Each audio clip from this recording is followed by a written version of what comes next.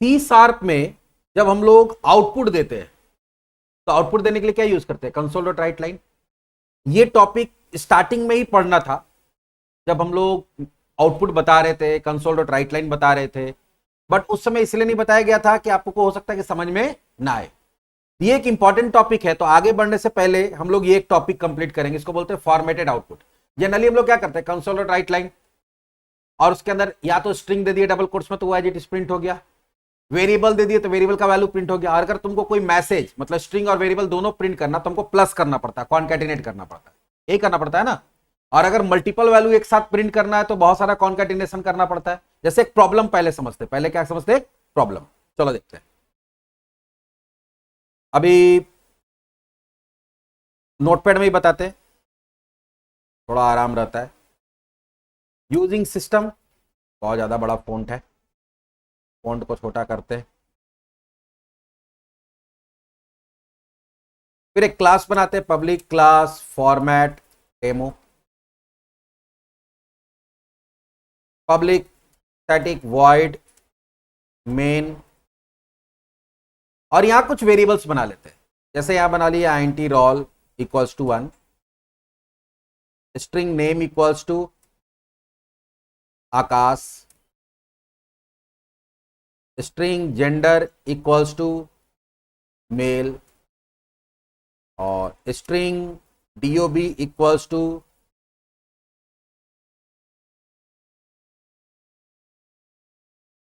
ठीक है। अब अगर इसको कोई कहता है प्रिंट करना है एक ही लाइन में, प्रिंट करना है एक ही लाइन में, तो तुम यहां क्या करोगे? Console dot right line. अब पहले तुमको क्या चाहिए? नेम, तो नेम भी प्रिंट करना है और उसके साथ किसका वैल्यू प्रिंट करना है? नेम वेरिएबल का। तो ऐसे ही करते थे ना। फिर प्लस देना पड़ेगा, फिर तुम चाहते हो कि कॉमा आ जाए, फिर क्या आ जाए? कॉमा। फिर तुमको क्या प्रिंट करना? जेंडर, फिर जेंडर लिखोगे तो क्या होगा? पहले नेम आएगा, फिर नेम का वैल्यू, फिर कॉमा, फिर gender as it is print हो जाएगा, फिर प्लस देंगे, अब फिर यहां पे क्या कर देंगे? जेंडर का वैल्यू, फिर प्लस देंगे, फिर कॉमा देंगे, फिर आपको क्या प्रिंट करना? Date of birth. तो date of birth double quotes में देना होगा, अच्छा डबल कोट्स में तो कॉमा दिए, फिर डेट ऑफ बर्थ, फिर यहां पे प्लस देना होगा, फिर क्या देना होगा? डीओबी। तो ऐसे जितना भी वेरिएबल है वो उसके लिए मैसेज, फिर प्लस, फिर वेरिएबल का नाम, फिर मैसेज, फिर प्लस, फिर वेरिएबल का नाम। तो इससे क्या होता है कि कभी कभी कहीं डबल कोट छूट गया, कभी कहीं प्लस छूट गया, तो अगर कोई बहुत लंबा आप लिख रहे हैं तो वहां पे एरर होने का चांसेस बहुत ज्यादा होता है, और देखने में भी क्या होता है? ये कॉम्प्लेक्स लगता है। पहले इसका आउटपुट देख लेते हैं।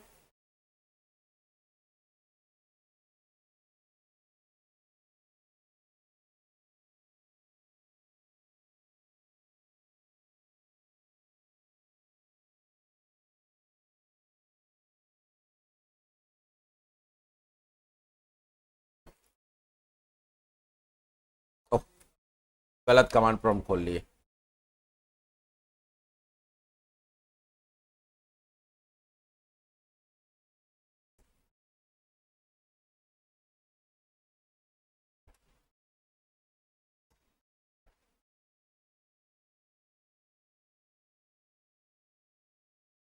अच्छा रोल भी है ना, रोल हम लोग नहीं प्रिंट किया, देखो। तो यहां पे क्या करना पड़ेगा? रोल, ठीक है, फिर प्लस रोल, और फिर नेम के पहले कॉमा देना पड़ेगा क्योंकि हम कॉमा कॉमा चाहते हैं। रोल छूट गया था प्रिंट करना। अब हम लोग उसको रन कराते हैं। अरे वो डेमो हो गया। Roll 1 comma name Akash comma gender male comma date of birth comma date आया, ये आउटपुट आ रहा है। लेकिन इसमें हम क्या बताए? इसमें यही बताए कि आप ये इस तरह से कर सकते हैं, ठीक है, इस तरह से कर सकते हैं। इसको कंपोजिशन बोलते हैं। क्या बोलते हैं? एक एक दूसरे के अंदर कंपोज करते गए और उसको कंपोजिशन एंड कॉन्कैटिनेशन। ये पुराना तरीका, एकदम ट्रेडिशनल तरीका हो गया। शुरुआती दौर में हर प्रोग्रामिंग लैंग्वेज में इसी तरह से किया जाता था, लेकिन जैसे जैसे आगे बढ़े, नया नया वर्जन आया, जो प्रॉब्लम्स आया उसको देखा गया, उसको सॉल्व किया गया। तो फॉर्मेटेड आउटपुट का मतलब होता है कि बिना कॉन्कैटिनेशन किए अलग अलग तरीका, जिससे क्या किया जा सकता है? जिससे कि आपका ये जो डबल कोट्स बार बार देना पड़ रहा है, बार बार आपको प्लस देना पड़ रहा है, ये सब चीज से छुटकारा मिल जाए। तो उसका अलग अलग तरीका निकाला गया, जिसमें एक है स्ट्रिंग इंटरपोलेशन, दूसरा है स्ट्रिंग डॉट फॉर्मेट और दूसरा होता है कंपोजिट फॉर्मेटिंग। तीन तरह से हम इसको कर सकते हैं। तो in C sharp formatted output means displaying data in a specific style और अरेंजमेंट।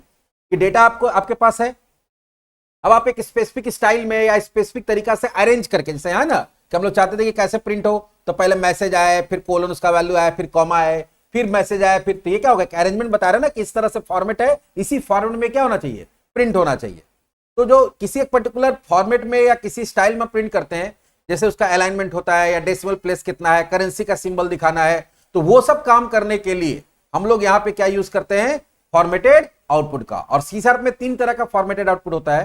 पहला होता है स्ट्रिंग इंटरपोलेशन, दूसरा होता है स्ट्रिंग डॉट फॉर्मेट मेथड, उससे कर सकते हैं, और तीसरा कंपोजिट फॉर्मेटिंग होता है, उससे कर सकते हो। तो तीनों देखेंगे एक एक करके। पहला क्या है, स्ट्रिंग इंटरपोलेशन। इसमें क्या होता है कि आपको एक ही डबल कोट्स देना होता है। कितना देना होता है, और उस डबल कोट्स के आगे क्या लगा देना होता है, डॉलर। अब मैसेज और वेरिएबल सब एक साथ ही लिखा जाता है, बस थोड़ा सा डिफरेंस होता है कि मैसेज नॉर्मली लिखा जाएगा और वेरिएबल को कहां दिया जाता है, वेरिएबल को दिया जाता है करली ब्रैकेट के अंदर। तो चलो देखते हैं पहले स्ट्रिंग इंटरपोलेशन क्या होता है।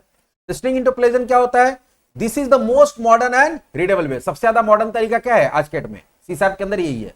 सबसे मॉडर्न कौन है, ये, और यही सबसे ज्यादा उपयोग हो रहा है। कैसे होता है इसमें, चलो देखते हैं। तो इसी चीज को अब हम लोग स्ट्रिंग इंटरपोलेशन में कन्वर्ट करेंगे। इसके लिए क्या करना पड़ता है आपको, सबसे पहले डॉलर लिखना होता है। क्या लिखना होता है, डॉलर। उसके बाद दो डबल कोट्स दे देंगे। अब जो भी चीज लिखना सब इसी डबल कोट्स में होगा। तो पहले क्या देना है, रोल, स्ट्रिंग डायरेक्टली लिखेंगे, और उसके बाद रोल का वेरिएबल पास करना। तो वेरिएबल डायरेक्टली नहीं लिखेंगे, वेरिएबल अब पता कैसे चलेगा कौन मैसेज और कौन वेरिएबल है। तो जो डायरेक्टली लिखा गया है डबल कोट्स के अंदर वो मैसेज है, और जो करली ब्रैकेट के अंदर लिखा होगा वो क्या है, वेरिएबल है। तो यहां पे क्या दे दिए, रोल। उसके बाद हम लोग क्या कर रहे थे, कॉमा, कॉमा डायरेक्टली दे दिए। फिर अगला क्या देना है, नेम। क्या देना है, नेम। फिर यहां पे क्योंकि नेम का वैल्यू देना है, नेम कोलन तो डायरेक्टली प्रिंट होगा। अब नेम का वेरिएबल देना है, तो वेरिएबल के लिए क्या दे देंगे, करली ब्रैकेट के अंदर नेम। तो समझ गया कि जो डायरेक्टली लिखा हुआ वो मैसेज उसको एज इट इज प्रिंट करना है, और जो वेरिएबल में उसका वैल्यू प्रिंट कर देना है। फिर अगला क्या देना हमको, कॉमा। फिर क्या प्रिंट करना है, जेंडर, कोलोन। फिर जेंडर का वेरिएबल का वैल्यू प्रिंट करना तो जेंडर दे देंगे। फिर कॉमा दे दिए। फिर अगला क्या है, डेट ऑफ बर्थ। अब फिर उसके अंदर क्या कर देंगे, डीओबी का वेरिएबल दे दिए। तो यहां क्या होगा कि प्लस पूरा हट गया, और जो बार बार डबल कोट्स देना था वो पूरा हट गया। सब कुछ एक साथ दिया, बस उसके जगह पे एक चीज ऐड हुआ, वो क्या हुआ, करली ब्रैकेट। करली ब्रैकेट किसको रिप्रेजेंट करने के लिए, वेरिएबल को, और बाकी जो जैसे है वैसे ही प्रिंट हो जाएगा। तो एक फॉर्मेट बना दिए, और उस फॉर्मेट के थ्रू हम लोग क्या कर रहे हैं, प्रिंट कर रहे हैं। देखते हैं प्रिंट होता है कि नहीं।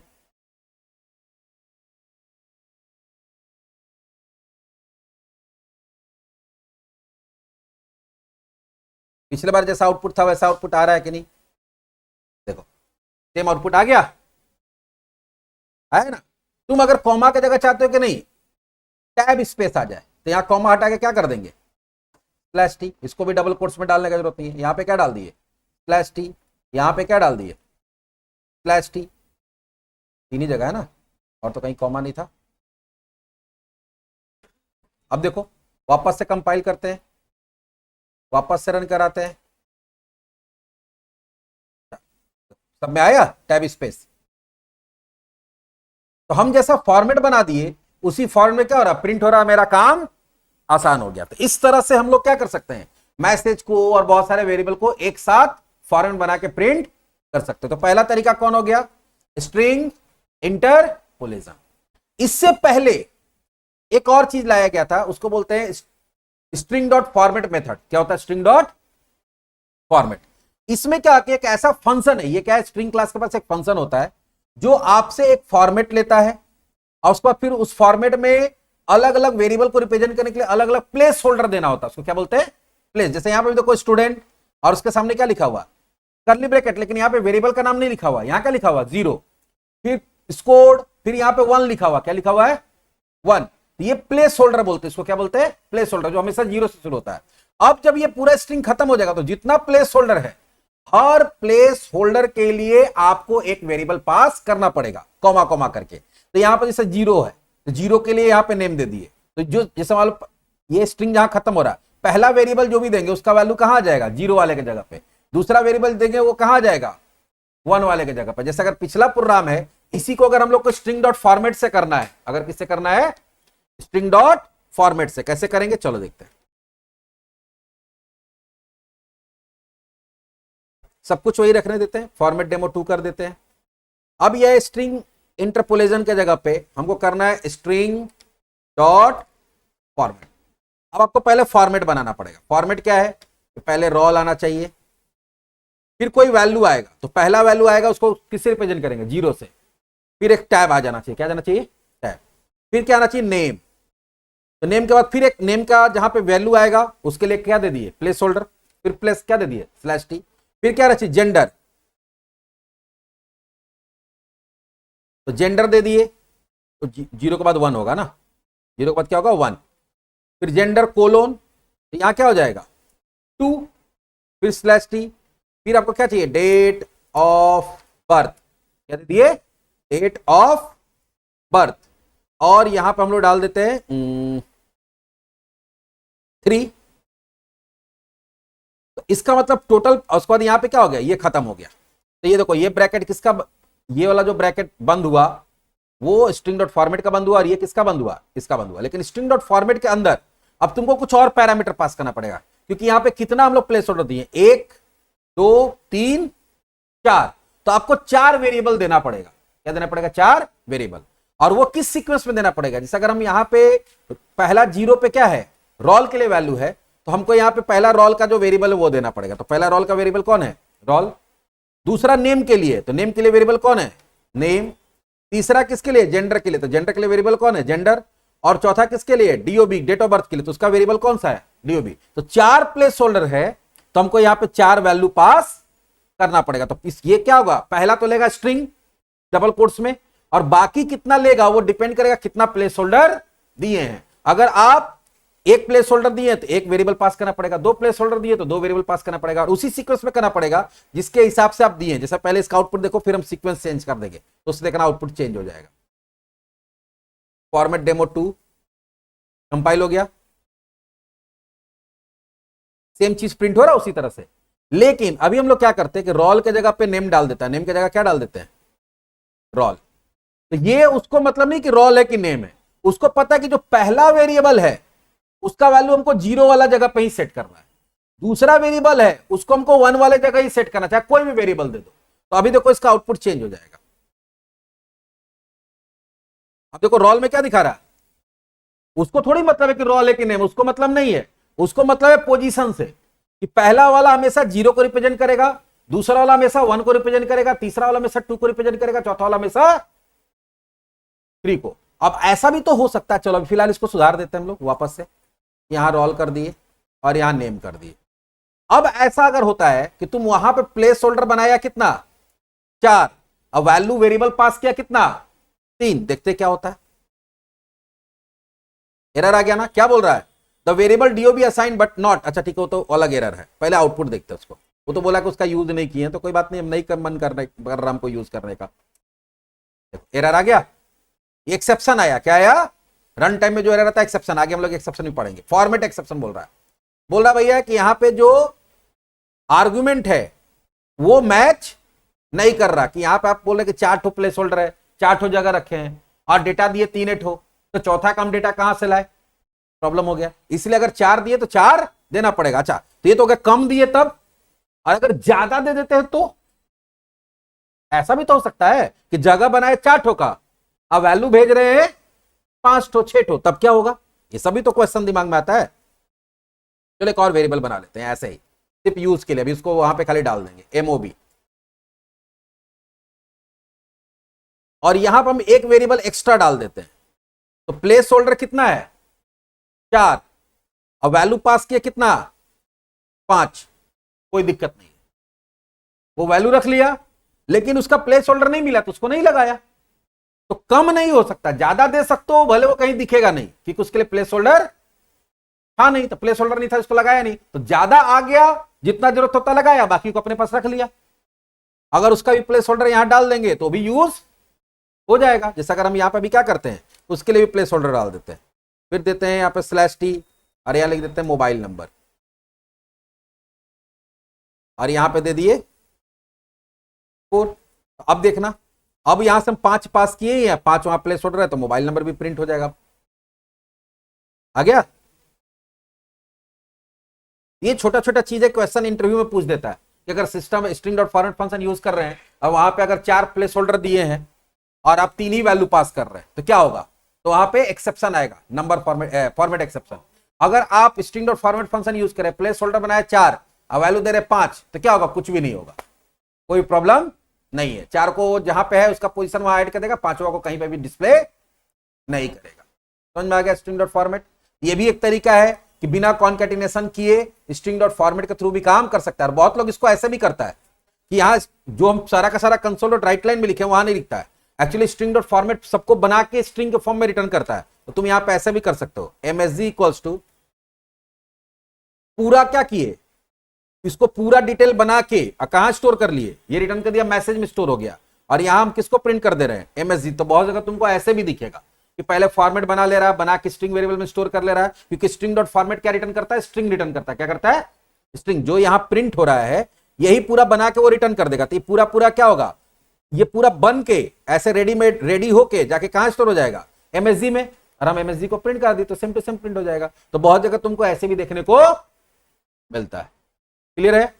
ये 2 चीज देख लिए, कौन कौन सा, कि भाई स्ट्रिंग इंटरपोलेशन के थ्रू कैसे करेंगे और स्ट्रिंग फॉर्मेट के थ्रू कैसे करेंगे। लेकिन स्ट्रिंग फॉर्मेट फंक्शन जो है उसके साथ कुछ और भी चीज है, जिसको कंपोजिट फॉर्मेटिंग बोलते हैं। क्या बोलते हैं, composite. String dot format function जो है वो तो इंडेक्स तो लेता ही लेता है, इंडेक्स के साथ कुछ और वैल्यूज भी ले सकता है। जैसे इंडेक्स दिए तो कॉमा करके हम अलाइनमेंट दे सकते हैं, या कॉलन करके फॉर्मेटिंग स्ट्रिंग दे सकते हैं। क्या दे सकते हैं, अब फॉर्मेटिंग स्ट्रिंग क्या होता है, अलाइनमेंट क्या होता है बताते हैं। पहले बताएंगे अलाइनमेंट, पहले क्या बताएंगे, अलाइनमेंट। तो कॉमा करके अलाइनमेंट दे सकते हैं। अलाइनमेंट जो है वो कैसे देते हैं बताते हैं। तो ये देना पड़ता है कि मान लो कि पहला दे देंगे इंडेक्स, और इंडेक्स के बाद कॉमा दे के अलाइनमेंट। अलाइनमेंट में आपको एक नंबर देना पड़ता है। क्या देना पड़ता है, नंबर। वो नंबर या तो पॉजिटिव हो सकता है या नंबर क्या हो सकता है, नेगेटिव हो सकता है। पॉजिटिव नंबर देते हैं तो राइट अलाइन होता है। राइट अलाइन का मतलब क्या होगा कि जो भी चीज लिखा गया है, जो भी चीज लिखा गया है, तो वो जो भी चीज लिखा गया वो राइट में चला जाएगा और उसके पहले उतना स्पेस छूट जाएगा। और अगर हम निगेटिव दे रहे हैं तो जो भी चीज लिखा गया लेफ्ट में होगा और उसके बाद उतना स्पेस छूटेगा। इसके लिए हमको एक चीज बताना पड़ेगा तुम लोग को। जैसे बहुत समय ऐसा होता है कि हम ऊपर हेडिंग या नीचे डिटेल प्रिंट करना चाहते हैं, ऊपर हेडिंग या नीचे डिटेल। जैसे इसी चीज को हम थोड़ा अलग ढंग से प्रिंट कर रहे हैं, ध्यान से देखना। एक प्रॉब्लम आता है वो अभी बताएंगे। यहां पे कितना कॉलम है तुम्हारे पास, 4 है। हम चाहते हैं पहले हेडिंग प्रिंट हो, तो system dot out dot प्रिंटल heading, sir क्या लिख रहे हैं यार, console dot right line. Heading में हम चाहते हैं कि पहले रोल प्रिंट हो, फिर एक टैब स्पेस आ जाए। क्या आ जाए, ऐसी प्रिंट करते, फिर आते हैं नेम प्रिंट हो, फिर एक क्या आ जाए, टैब स्पेस, फिर जेंडर प्रिंट हो जाए, फिर क्या आ जाए, टैब स्पेस। ये सिंपल मैसेज प्रिंट करा रहे हैं अभी, वो वैल्यू प्रिंट नहीं होगा। DOB फिर टैब स्पेस, फिर मोबाइल नंबर। ये क्या होगा, ये एज इट इज सिर्फ हेडिंग प्रिंट करेगा। देखना, हेडिंग बना के प्रिंट करेगा। गड़बड़ हो गया ना, अच्छा ठीक है, फॉर्मेट 2 में ही रहने देते हैं, कोई दिक्कत नहीं।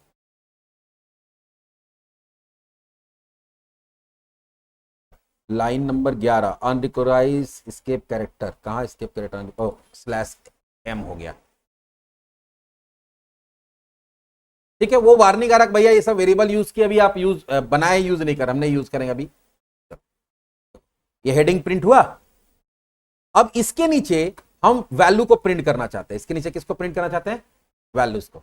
यहां क्या लिखेंगे, कंसोल डॉट राइट लाइन। अभी हम यूज करते हैं वही string dot format, string dot format. पहले हम लोग क्या चाहते हैं, पहले हम लोग चाहते हैं कि एक वैल्यू प्रिंट होगा, फिर एक टैब स्पेस आ जाएगा। ठीक है, फिर एक वैल्यू प्रिंट होगा, फिर टैब स्पेस आ जाएगा, फिर एक वैल्यू प्रिंट होगा, फिर क्या आ जाएगा, टैब स्पेस हो जाएगा। कितना वैल्यू है, 4 वैल्यू है ना। अब फिर एक वैल्यू प्रिंट होगा। तो यहां पे हम लोग कितना प्लेस होल्डर बता दिए, 4। और सबके बीच में क्या है, एक एक टैब स्पेस आ रहा है। अब पहला क्या दे देंगे, रोल। दूसरा क्या है, नेम। तीसरा क्या है, जेंडर। चौथा क्या है, DOB। पांचवा क्या है, MOB। 5 था ना, 1 2 3 4 5 है, सॉरी एक और हो जाएगा।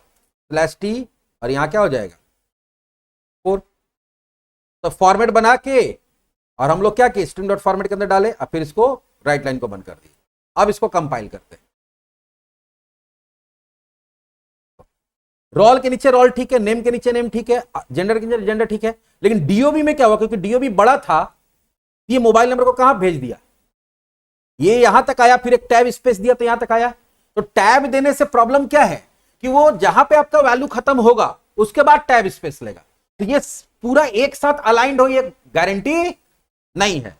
तो हम लोग यहां पे क्या कर सकते हैं कि इस तरह से इसको अलाइन कर सकते हैं कि ठीक है, हमको लग रहा है कि रोल नंबर जो है वो मैक्सिमम 4 डिजिट या 5 डिजिट का हो सकता, तो इसके लिए ऊपर में भी 5 बना देंगे, नीचे भी 5 बना देंगे।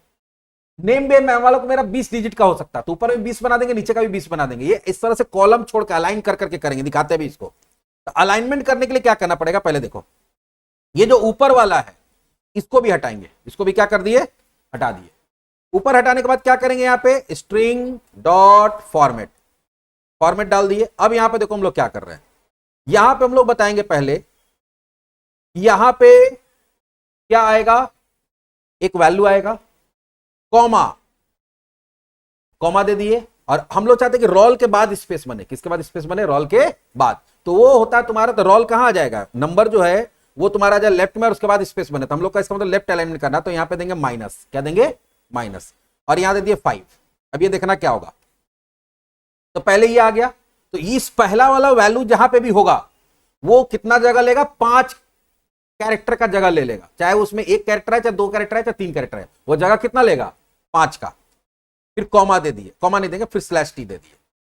उसके बाद दूसरा मेरा क्या है, नेम है, दूसरा क्या है नेम, तो नेम हमारा 1 पोजीशन पे होगा, और उसके लिए नेम थोड़ा बड़ा हो सकता है, तो यहां पे देते हैं -10, फिर कॉमा स्लैश टी, फिर हमारा क्या है नेम के बाद जेंडर है, तो जेंडर मेल या फीमेल, तो MALE 4, अब फीमेल कितना हो सकता है 6, टोटल 6 ही हो सकता है ना, तो यहां पे दे देंगे, ये वाला क्यों आ गया भाई, तो तीसरा प्लेस होल्डर हमारा क्या होगा 2, और उसके लिए जगह कितना देना चाहते हैं -6, उसके बाद फिर स्लैश टी, अगला क्या डीओबी। अब डीओबी में देखो कितना अक्षर आ रहा है, 2 3 2 2 1 3 2 5 6 और 6 4 10, तो जो तीसरा प्लेस होल्डर होगा उसका कॉलम में कितना जगह चाहिए, 10 कॉलम का जगह चाहिए, कितना चाहिए 10 का, फिर स्लैश टी, फिर क्या मोबाइल नंबर, मोबाइल नंबर भी 10 अक्षर का हो सकता है, तो चौथा जो है हमारा उसमें -10 चाहिए। अभी इसको हम हटा रहे हैं, पहले ऊपर वाला देखते हैं कैसा प्रिंट होता है पहले। अच्छा, अब यहां पे जब 4 प्लेस होल्डर पास किए हैं तो सबके लिए क्या पास करना पड़ेगा, सबके लिए हमको वैल्यू भी तो पास करना पड़ेगा। ये तो मेरा फॉर्मेट हो गया, तो फॉर्मेट को हम लोग कहां देते हैं डबल कोट्स में, ये मेरा फॉर्मेट बना। अब इसके लिए सबके लिए वैल्यू देना होगा, तो ऊपर में तो कोई वेरिएबल देना नहीं, ऊपर में लोग क्या देंगे कि पहला वाला प्लेस होल्डर की जगह क्या प्रिंट हो जाना चाहिए, डायरेक्ट वैल्यू दे दे रहे रोल, दूसरा वाला प्लेस होल्डर में क्या प्रिंट होना चाहिए नेम, तीसरे वाला में क्या प्रिंट होना चाहिए डीओबी, चौथे वाला में क्या प्रिंट होना चाहिए, अच्छा तीसरे वाला में जेंडर, चौथे वाला में डीओबी, और पांचवें वाले में मोबाइल। तो ये क्या होगा, वेरिएबल ना देके वैल्यू दे दिए डायरेक्ट, तो ठीक है रोल 0 वाला की जगह चला जाएगा, और वो कितना जगह लेगा 5 अक्षर का। इस तरह से सबका जैसे दिया होगा उतना बड़ा कॉलम बनाएगा वो। देखो अब नेम देखो कितना बड़ा जगह बनाए हुए है ना, जेंडर कम बनाया, डीओ भी देखो कितना बड़ा जगह बनाए हुए, क्योंकि उसको 10 दिए थे। तब क्या हो गया कि हम साइज बता दिए। अब अगर इसके नीचे सेम हम लोग क्या करेंगे, सेम फॉर्मेट बनाएंगे, जैसा फॉर्मेट उसका है जितना बड़ा उतना ही बड़ा फॉर्मेट इसका भी हो जाएगा, जिसमें वेरिएबल प्रिंट कर रहे हैं, और रोल की जगह क्या दे देंगे, रोल वाला वेरिएबल का नाम दे देंगे, नेम की जगह क्या दे देंगे नेम वाला। ये जो आगे पीछे होकर प्रिंट होता है वो आगे पीछे होकर प्रिंट अब नहीं होगा, एकदम कंसिस्टेंट लुक आएगा। जेंडर, डीओबी और एमओ। अब इसको कंपाइल करिए, और यहां पे डबल कोट छूट गया।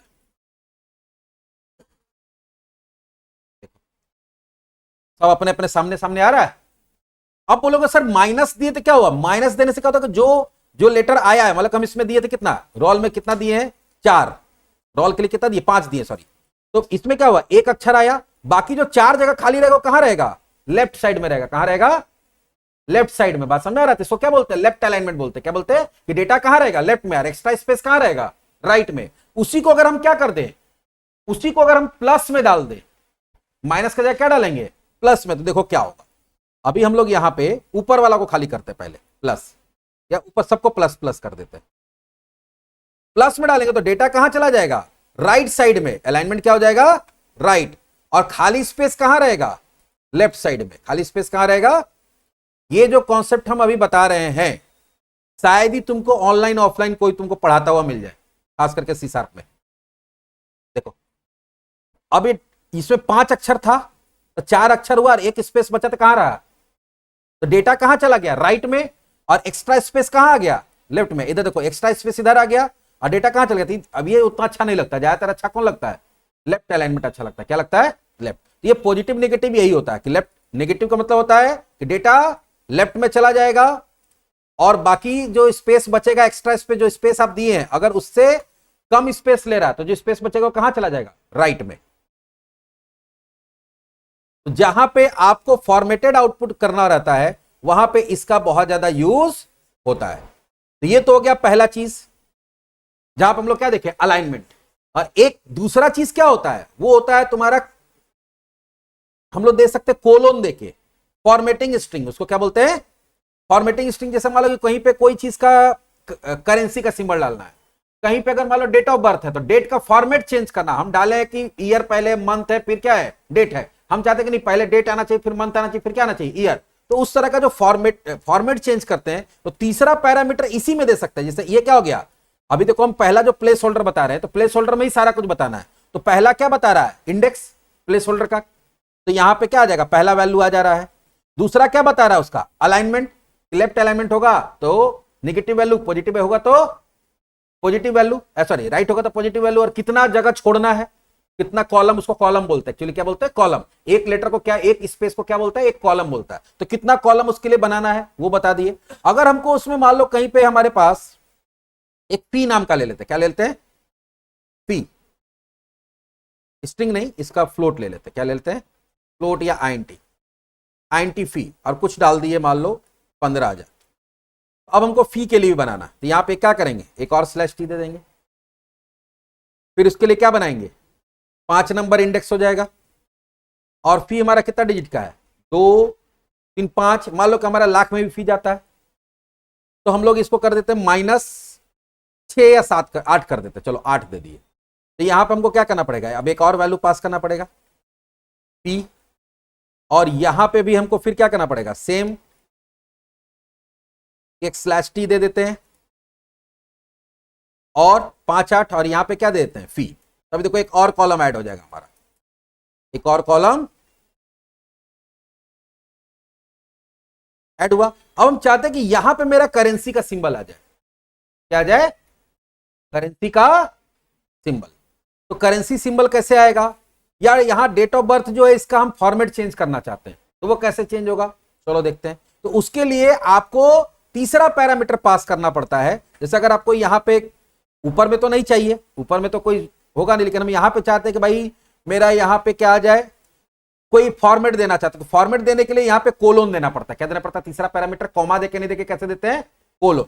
और कोलोन के बाद करेंसी के लिए जो एक क्या होता है? कीवर्ड होता है, वो कीवर्ड यहां पे देना पड़ेगा। तो कीवर्ड कौन सा होता है? चलो देखते हैं। तो जो फॉर्मेट स्ट्रिंग होता है वो क्या क्या हो सकता है? चलो देखते हैं। तो फॉर्मेट स्ट्रिंग देखो यहां बहुत सारा है। करेंसी के लिए क्या देना पड़ता है? Capital C. तो अगर सी दे दिए तो वो क्या समझ लेगा कि कोलोन करके यहां कैपिटल सी दे दिया, मतलब वो समझ लेगा कि यहां पे क्या है, ये करेंसी वाला है। और आपका कंप्यूटर में जो करंट लोकल, वो विंडो के अंदर सेटिंग करना पड़ता है, जो लोकल होता है उसके हिसाब से करंट करेंसी सेट होता है कि आपका कंट्री कौन सा सेट किया हुआ है, आपका लोकल कौन सा सेट किया हुआ है। तो फिलहाल शायद मेरे कंप्यूटर में यूएस होगा, तो यूएस का क्या होता है? डॉलर साइन होता है। क्या होता है? Dollar sign. चलो देखते हैं। यहां क्या आ गया? डॉलर आ गया। वही अगर इंडिया सेट किया रहता तो यहां पे क्या होता, रुपीस का सिंबल आ जाता। डेट ऑफ बर्थ है, या अगर मान लो कोई अमाउंट ही है, अमाउंट में अगर आप ऐसा चाहते हैं कि भाई, अच्छा यहां पे जैसे हम लोग कर दिए, देखो कॉमा उमा भी अपने आप आ गया, देखो आ गया कॉमा, अपने आप आ गया। तो इसी तरह से यहां पे देखो डी, डी का मतलब क्या होता है, डी का मतलब होता है डेसिमल इंटीजर ओनली विथ, जैसे अगर तुम 45 डाल दोगे, तुम क्या डाले, D6, क्या डाल दिए, D6। तो इसका मतलब क्या होता है कि एक नंबर होगा और उसका विड्थ कितना होगा, 6, कितना होगा 6। तो अगर 6 डिजिट ना डालकर तुम 2 ही डिजिट डाल दिए तो आगे क्या लगा लेगा, 0। जैसे मान लो मेरा रोल नंबर है, तो रोल नंबर के लिए हम लोग जगह कितना दिए हैं, रोल नंबर के लिए जगह दिए 5 दिए ना, लेकिन यार रोल नंबर दिख रहा है कितना, 1। तो हम चाहते हैं कि अगर मेरा 1 डिजिट का रोल नंबर है तो 4 तो 0 अपने आप शुरू में आ जाए, 0 0 0 1। अगर 2 डिजिट का है तो 3 0 आ जाए और बाकी 2 तो डिजिट आए, बाकी प्रीफिल 0 अपने आप हो जाए। तो देखो हम लोग यहां पे क्या करते हैं, इसी में इसका फॉर्मेट बताते हैं, कैपिटल डी और यहां क्या दे दिए 5, D5 बता दिए कि टोटल 5 है। अब इसी का देखो आउटपुट क्या हो जाएगा,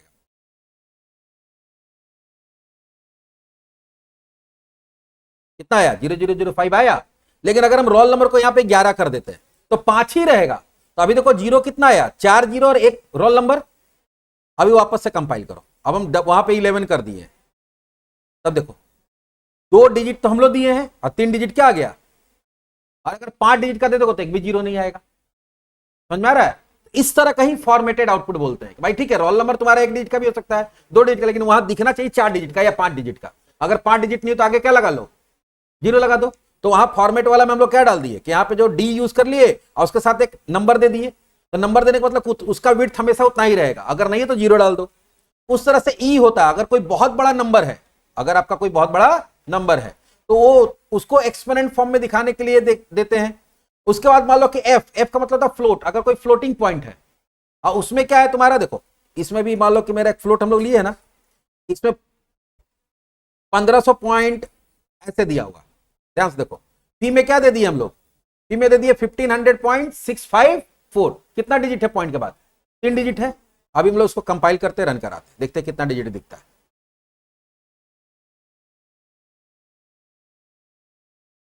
क्या प्रॉब्लम हो गया भाई,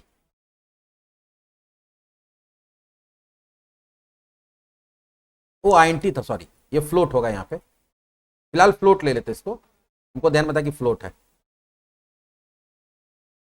फ्लोट में आगे एफ लगाना होता है, नहीं लगाएंगे तो क्या हो जाएगा, उसको क्या कंसीडर करता है वो, उसको कंसीडर कर लेता है वो डबल।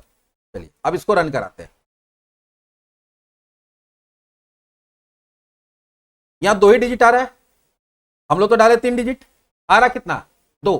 तो कभी ऐसा है कि ज्यादा है कम आ रहा है, या कम है और आपको ज्यादा दिखाना है। अभी कम आ रहा है, हम चाहते हैं 3 डिजिट आना चाहिए, कितना आना चाहिए 3। तो यहां पे जो भी सी लगाए हैं, अभी सी हटाते हैं अभी हम, उसके जगह पे क्या करते हैं एफ, क्या करते हैं एफ कर दिए। और हम लोग चाहते हैं कि 3 डिजिट आना चाहिए, तो F3 कर दिए। तो इसका मतलब क्या हो कि फ्लोट वैल्यू है और उसके बाद कितना डिजिट आना चाहिए, 3 आना चाहिए। आ गया, मान लो 3 है, तुम चाहते हो 1 ही आना चाहिए, यहां क्या लगा दिए F1। तो देखो, तो अगर आप कोई पॉइंट में रिजल्ट आ रहा है और पॉइंट के बाद बहुत सारा वैल्यू है, तुम चाहते हो पॉइंट के बाद 1 ही डिजिट आए, 2 ही डिजिट आए, या अगर 2 आ रहा और तुम उससे ज्यादा दिखाना चाहते हो, ज्यादा है तो हम लोग किसका यूज करते हैं एफ का। तो ऐसे बहुत सारा फॉर्मेट डिस्क्रिप्टर है जिसका हम लोग यूज कर सकते हैं अपने जरूरत के हिसाब से। लेकिन ये जो मेन चीज ये है कि यहां पे जब हम लोग स्ट्रिंग डॉट फॉर्मेट यूज करते हैं तो पहला हमेशा किसको रिप्रेजेंट करता है, पहला रिप्रेजेंट करता है तुम्हारा इंडेक्स ऑफ वैल्यू, दूसरा किसको रिप्रेजेंट करता है अलाइनमेंट को, और कोलोन करके तीसरा किसको रिप्रेजेंट करता है तुम्हारा फॉर्मेटिंग स्ट्रिंग को। और ये देखो फॉर्मेटिंग स्ट्रिंग है, तुमको हेक्साडेसिमल दिखाना है या नंबर कॉलम दिखाना है कि कॉमा, जैसे मान लो कि यहां N2 दिया हुआ है, नंबर विथ कॉमा, कितना कॉमा चाहिए उसमें, होता है ना कॉमा सेपरेटेड नंबर दिखाना है। तो अलग अलग फॉर्मेट है, तुम जो फॉर्मेट यूज करना चाहो, ज्यादातर डेट वेट वाला यूज होता है, डेट वाला भी हम बता देंगे आगे, ठीक है। तो यहां पे हम लोग क्या देखे, ये पूरा चीज को देख लिए।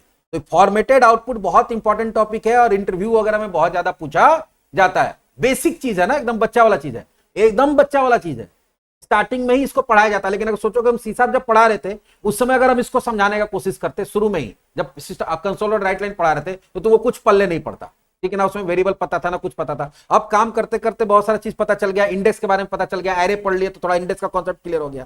तो अब इसको जब बता रहे हैं तो तुमको ज्यादा समझ में आ रहा। तो एक कंसिस्टेंट लुक के साथ अगर आप कोई भी चीज को प्रिंट करना चाहते हैं, कि स्पेसिफिक फॉर्मेट में प्रिंट करना चाहते हैं, तो हम लोग किसका यूज करते हैं, फॉर्मेटेड आउटपुट का। फॉर्मेटेड आउटपुट हम लोग 3 तरीका से कर सकते हैं, तीनों तरीका हम लोग देख लिए, ठीक है। तो कंसोल पहला वाला तरीका तो शुरू में ही देखे, कंपोजिट, याद है ना, वो जो प्लस प्लस प्लस करके करते हैं, तो सबसे पुराना तरीका हो गया।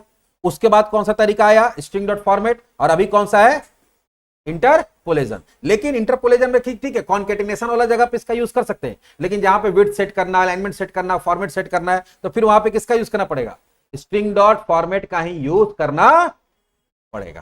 समझ में आ गया। चलिए ये टॉपिक भी हमारा कंप्लीट हो गया।